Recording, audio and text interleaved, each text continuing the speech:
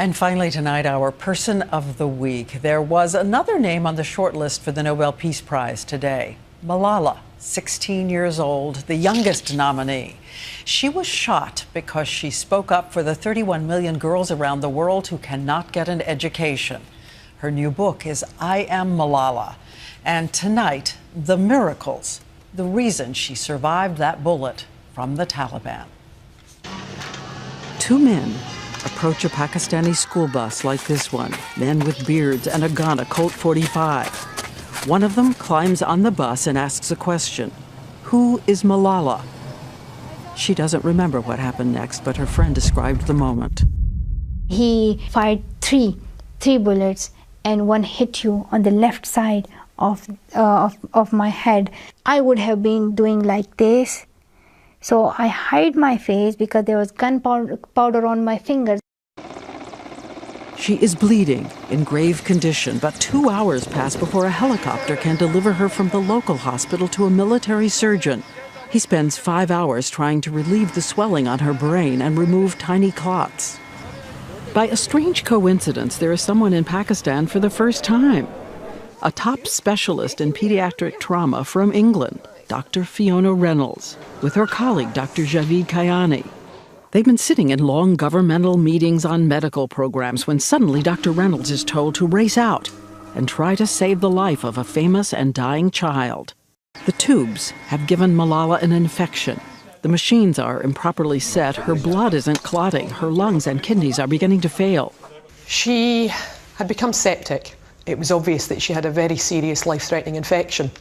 Dr. Reynolds makes a risky recommendation: to take the gravely ill girl on an 8-hour trip to a high-tech hospital in England.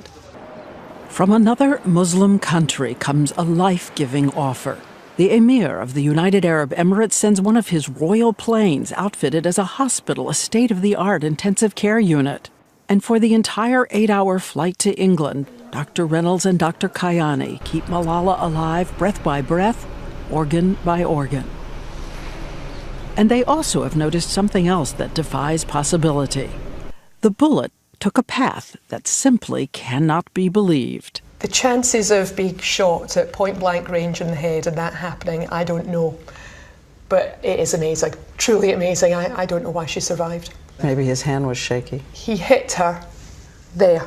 So it goes under the skin, near the skull? A bullet traveling 1,000 feet per second slips under Malala's skin.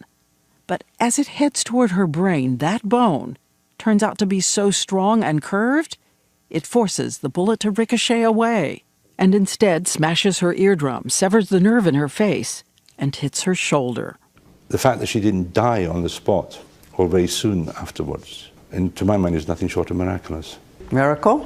If you believe in miracles, yes, absolutely. Maybe it's the backbone and here's the brain, and God saved me. But still, doctors have no idea if she'll ever walk, or see, or be able to speak again. They are amazed when moments after her eyes open, she uses a letterboard to spell out in English the words country, and then father. Ahead of her, 3 months of punishing therapy and more surgery to reconnect the nerve in her face. Through it all, Dr. Reynolds notes of her young patient. I have never seen Malala cry, never. She's incredibly stoical. She had to have some sutures in her wound in her scalp, and she also had to have a needle to drain some infected fluid from her neck.